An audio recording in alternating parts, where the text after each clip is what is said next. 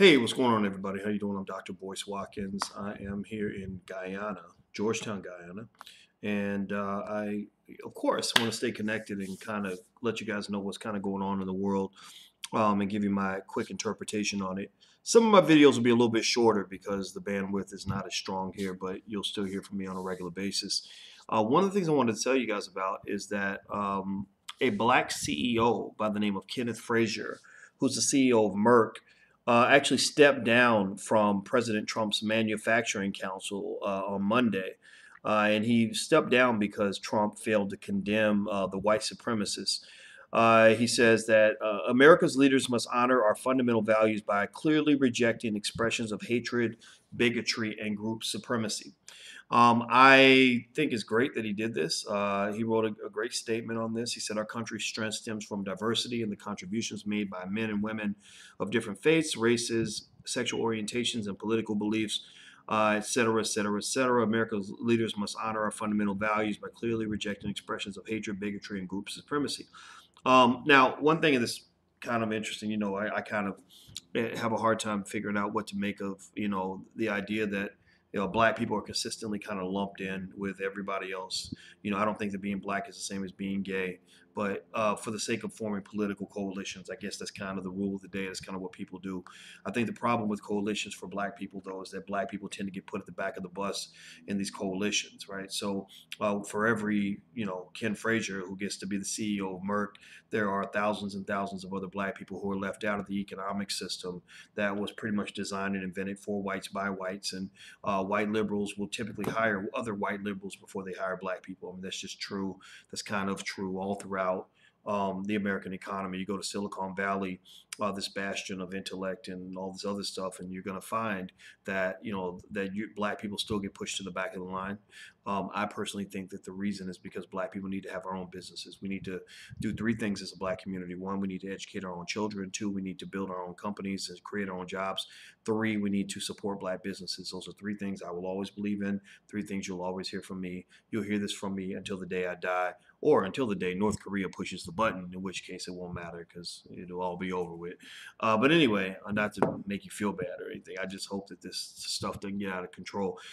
But I think that what Frazier did is commendable. I respect him for doing that and taking that stand. But I think now what makes it easier for him to do that as a black CEO is the fact that even white people don't like Trump. A lot of white folks are kind of looking at him and thinking he's not the right guy to lead the country right now. America's at a sensitive time. You got this crazy situation, not just with North Korea, but also in Charlottesville with the white supremacists and everybody fighting. And I think that Trump's inability to lead is what's really making the situation worse. And now, what's interesting about America right now, though, that you really want to think about, is that America is getting more and more divided every year. It hasn't been this divided since the Civil War.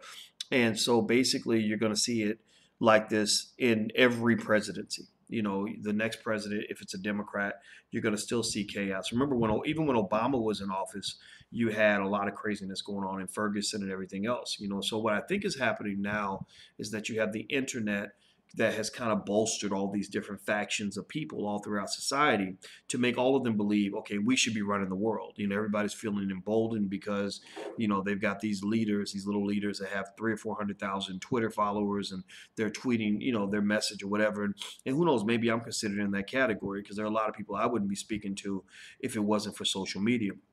So I think that what you're going to see probably in the future is you're going to see greater government efforts towards censorship. Now, I told you guys what Facebook is already doing to us. They're already chopping us down, trying to kill our pages and all that. But it's okay. We've got backup mechanisms in place. But at the same time, I knew it was coming 5 years ago. And so now you're only going to see it get worse.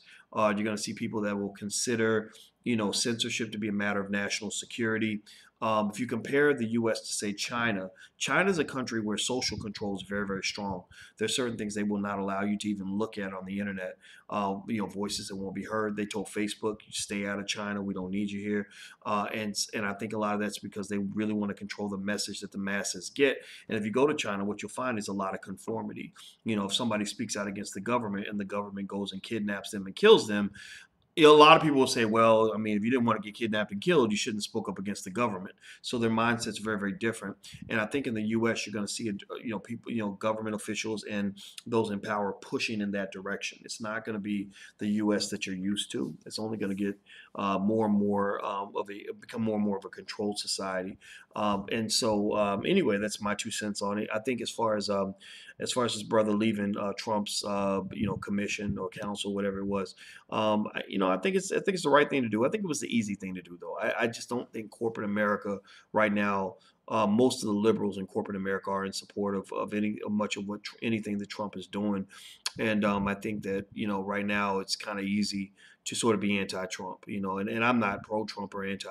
I'd say if you ask me if is he the right guy for the job? No, he's not. I mean, Trump is not. What concerns me more about Trump is not so much whether he's conservative or liberal. I'm not liberal or conservative.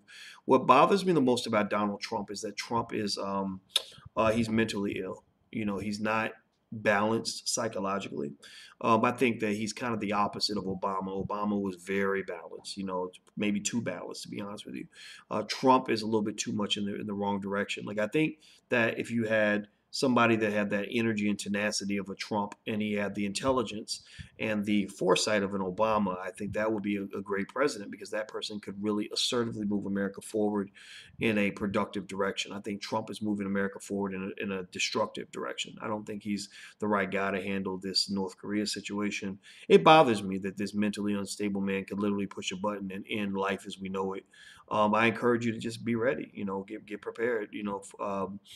Think about what your backup plan is going to be because I do think that this could be not so much the end of the world. I don't want to make it a doomsday prediction. I'm not doing anything like that, but I think it could definitely change a lot very quickly. And I just I'm hoping that they actually impeach him because I don't think he should be in office.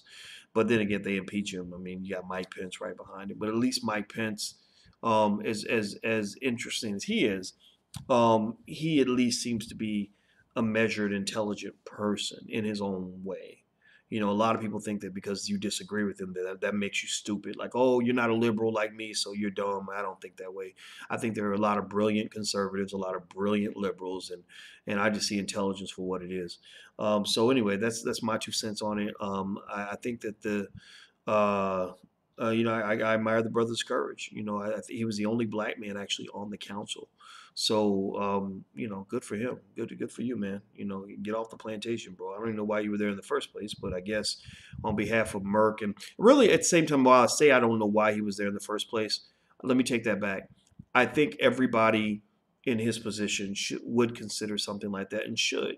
I think that Dr. King had the best approach to politicians. He didn't get in the pocket of any politician, and he would meet with every politician or every leader, every president that was in office. And it didn't matter if the president agreed or disagreed with him. He would just sort of hear the person out.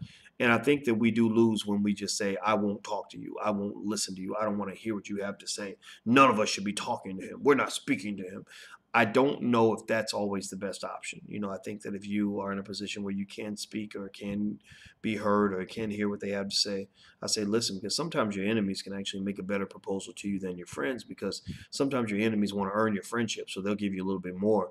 So I think just as a matter of negotiation, I think at least initially sitting with a Trump wasn't a crazy thing to do. Now I'm not sure, just because I think Trump is really kind of showing his ass a little bit more, and it's just not pretty. But I think anybody who just never ever listened to anything coming out of his mouth and they worship everything Obama said, I wasn't a fan of that. I think in both cases you're kind of getting fooled, but that's just my 2 cents on it. So anyway, I'm about to get out of here. Don't forget to sign up at drboycewatkins.net to get a free class on how to start your wealth building journey. That's drboycewatkins.net. Also, don't forget that we have the All Black National Convention taking place September 29th through October 1st in Louisville, Kentucky at Simmons College of Kentucky. So you can learn more by going to allblacknationalconvention.com. That's allblacknationalconvention.com. Talk to you guys soon. I'll be checking in from Guyana. The hashtag I'm using is Dr. Boyce Guyana, Guyana. Dr. Boyce Guyana, not Ghana, Guyana. Dr. Boyce Guyana. I'm using the hashtag on Twitter and Instagram. So if you want to follow the journey and see pictures and all that's a beautiful country, that's the hashtag I'll use to document the journey. So take care. Talk to you guys soon. Love you. Peace.